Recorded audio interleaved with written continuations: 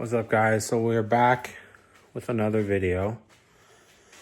Currently been working on the Legacy on Christmas because it's been a rough Christmas this year. We won't get into that, but we made some progress.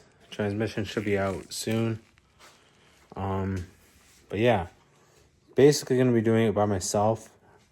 What I'll do is I'm gonna lay on that creeper once I have everything out and the mounts undone. I'll leave it hanging on the studs. There's one bolt in it. I'll probably leave that bolt till the end. I just got to remove some heat shields. But I'm going to lay on that creeper and put it on my chest once all the fluid's out. And try to roll it out by myself. Probably put it on the ground and then just slide it out. The transmission's not junk, probably rebuildable. But it will sit in the shed until the new year, maybe in the spring. I'll get some parts for it, but let's go down onto the creeper. Okay, gotta redo this because I fucked up on the camera. There's the stud it holds on to. There's another stud, a slightly higher. And then there's a bolt I already took out, so it's on the ground. There's a bolt up here, but to get that bolt out, I'm gonna have to pull this heat shield off, which there's a bolt there. I think a bolt there. Then one there, and there might be one on top. Let's see if I can feel it. No, okay. Might have to take the top part of the heat shield off, but there's one that connects it to the downpipe. And hopefully the whole thing comes down. Well, I don't have to figure out how to take that all apart. Trying to get it out for Christmas is make me happier right now. Then on this side, let's move the light over. If it wants to move.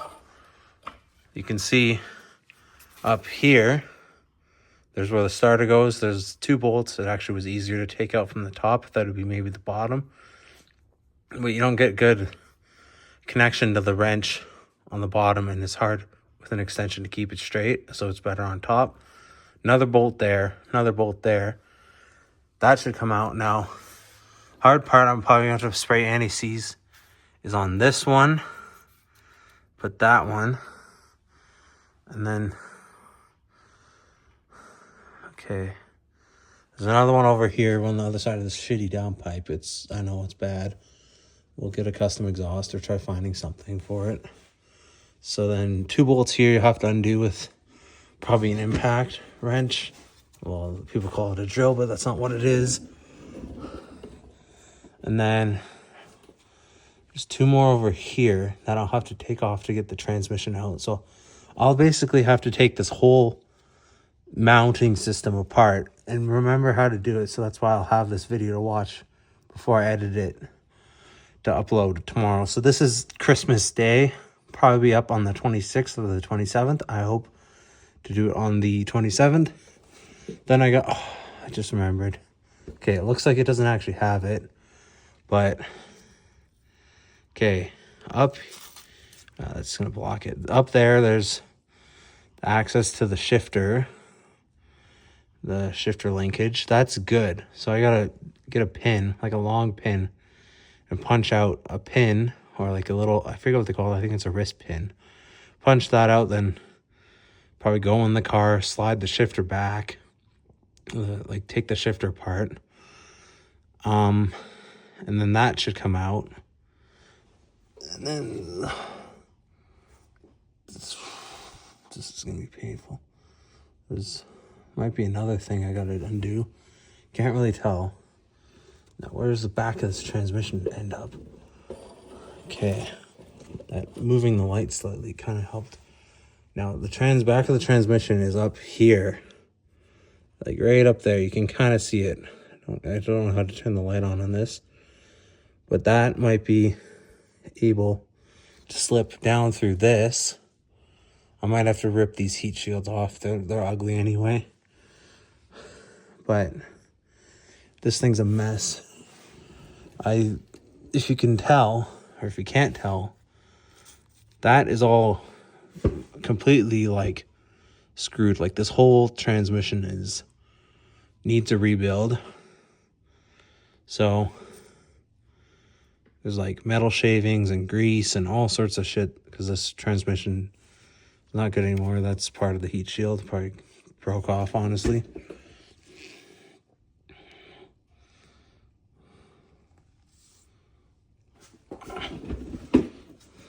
And yeah. Okay. Now, this is kind of awkward. I need like a mount for my phone to record like this. There is 4 bolts there. Up here, there's the carrier bearing. You can see 2 bolts. I'll have to undo that. The whole thing will come out after that. And then, essentially, oh, the dog's here. You can pull from the back. The whole drive shaft should come out. And I can probably leave it resting on the mid pipe. Pull the whole fucking that out of the back of the transmission. Fluid will leak out all over the place, which my dad doesn't care about. It'll be easier to clean once it's off the ground or on the ground and out of the garage. That'll come out. It's a lot of work. So yeah, we are gonna try getting this transmission most of the way out. Might have a buddy that can come tomorrow. I mean, I might call it quits for today and continue recording this video tomorrow, but I don't know yet. Gotta try selling some parts. Found the transmission, and we're gonna have to do the same goddamn process again for those parts. And then, well, yeah, another thing I'll have to get help for moving is the rear differential, which I'm not looking forward to that unless we just take the transmission, buy the differential as a spare, and pop the differentials apart. And if this differential is good, just change the pinion gear and then the front gears, and put this differential that's in it now, put this differential in that car with the factory, I think it's planetary gear, I don't know. The gear off the front of the differential that spins the front axles, depending on how it works, I don't know exactly. But I'm honestly kind of tired of working on this, so I might call it a quits there. I think we can make this a 2-part video. This Christmas, I might as well just spend it with my mom anyway. It's been a rough Christmas for us, like I said. Don't want to lose these bolts, but I will leave them in a pile because I know that's what they're for. Oh, another thing. I will show you guys what I figured out how to get it work, because it just needed to be thought out. I just got to figure out how to take it apart to clean the mechanism. But playing it with the day, connected it to connected the battery, and got this thing to go up. Now, I kind of have some ideas what I want to do with this thing, because I don't know if the light works, and I don't want to change the light. It's kind of flimsy. I mean, it doesn't feel like it should be up while driving.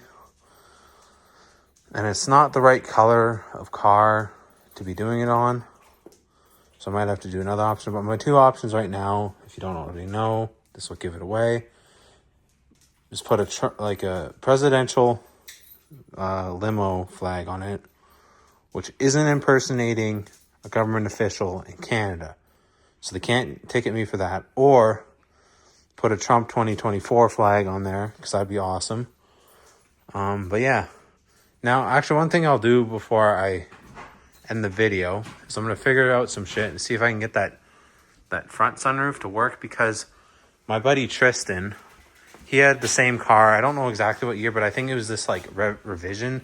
So if you don't know, the Legacies had revisions. So 98 was the first year of the 3rd gen Legacy. And obviously the top trim was the GTB or the GT. I think technically the GT is just auto with the manual.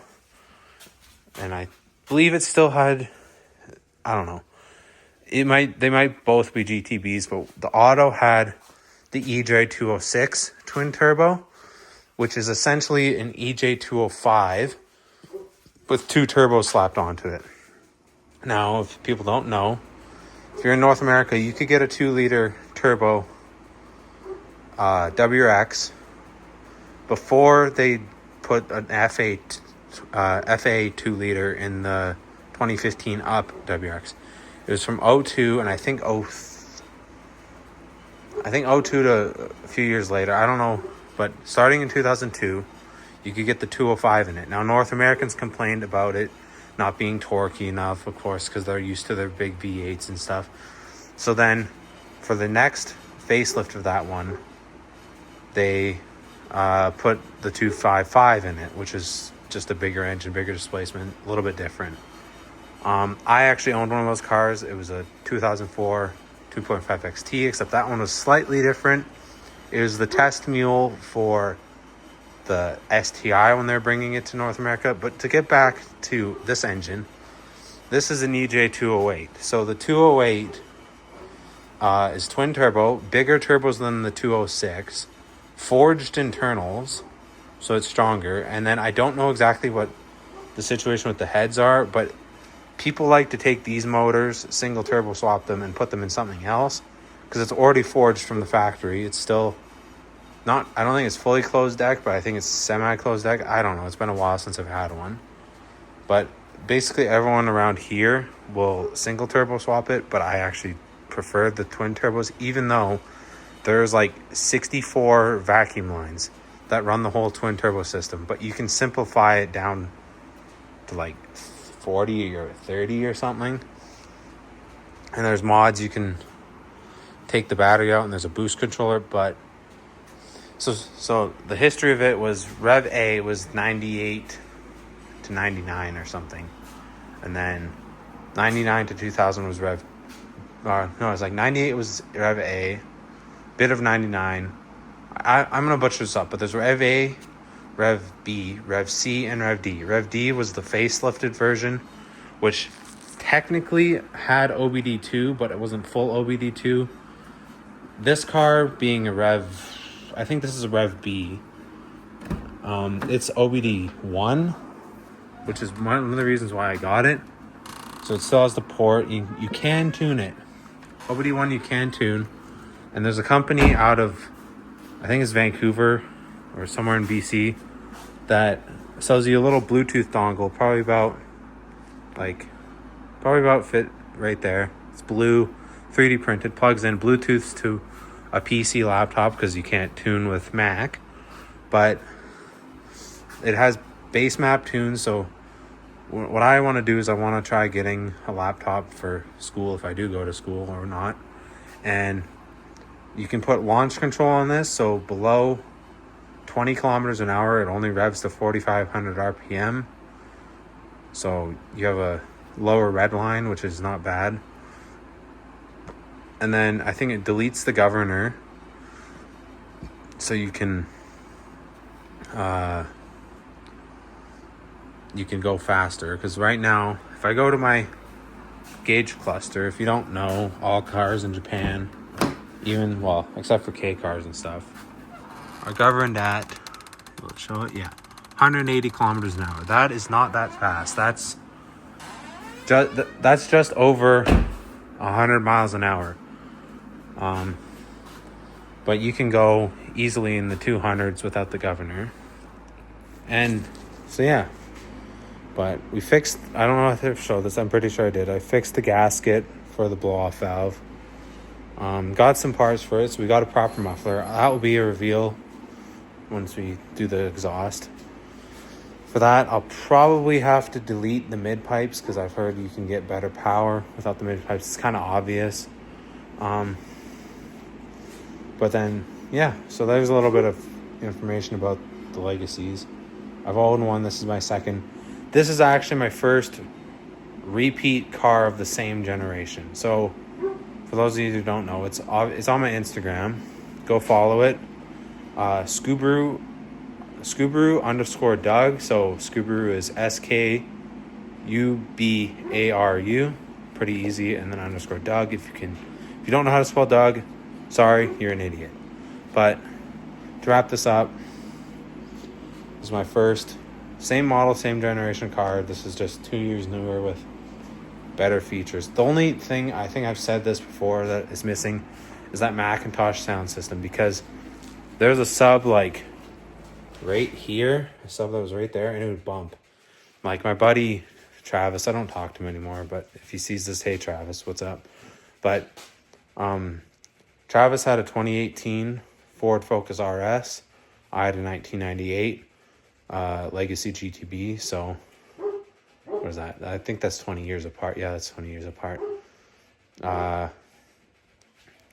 We were hanging out at Wash Factory in Edmonton, which is a bit of a drive for me, but it's cool. And we were cars were running. I had a quiet muffler on there, and we were wiping them down to get all the streaks off and being proper with like detailing the car. And he had his music going, and his had the factory sub, and I had my music going with the factory sub. And I can't remember if this was before or after. No, I don't know. I don't think I had a proper sound system in it. The factory speakers still worked, but it's bumping, and it doesn't have like good interior sound deadening. So you could hear the bass, and I had the bass cranked. And he's like, yo, is that bass coming from my car or your car? I'm like, oh, I don't know. So I go up to his car. I'm like, where's the sound in your car? He's like, oh, it's on this side. Go up to my car. And I'm like, oh, it's my car. He's like, damn, that's crazy. Your car's like 20 years older than mine. I'm like, yeah, I guess. But anyways, this is only part one. I got some work done, I guess. But before I go, I won't wrap it up yet.